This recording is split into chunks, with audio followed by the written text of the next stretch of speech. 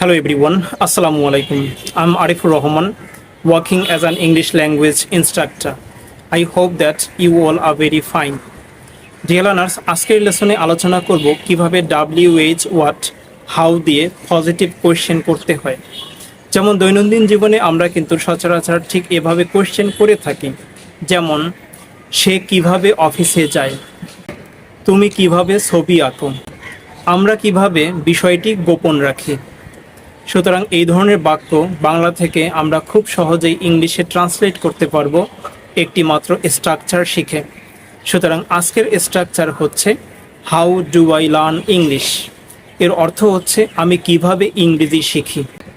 Dear learners, এই স্ট্রাকচারের subject verb এবং অবজেক্ট পরিবর্তন করে আমরা কিন্তু খুব সহজেই একাধিক সেন্টেন্স তৈরি করতে পারি। এজন্য আমি কিছু এক্সাম্পল সেন্টেন্স ব্যবহার করছি। তোমরাও ঠিক খেয়াল করো কিভাবে আমি এই স্ট্রাকচারের সাবজেক্ট ভার্ব এবং অবজেক্ট পরিবর্তন করে এই সেন্টেন্সগুলো তৈরি করছি। যেমন আমি কিভাবে বাংলা শিখাই, how do I teach Bangla. আমরা কিভাবে বিষয়টি গোপন রাখি, how do we keep the matter secret. তুমি কিভাবে ছবি আঁকো, how do you draw the picture. তোমরা কিভাবে ইংরেজি চর্চা করো, how do you practise English. সে কিভাবে টাকা উপার্জন করে, how does he earn money. সে কিভাবে এই ধরনের কথা বলে, how does she say this type of ওয়ার্ডস।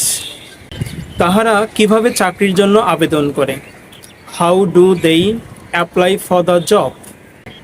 রাজু কিভাবে প্রস্তাবটি বাতিল করে, how does Raju cancel the proposal.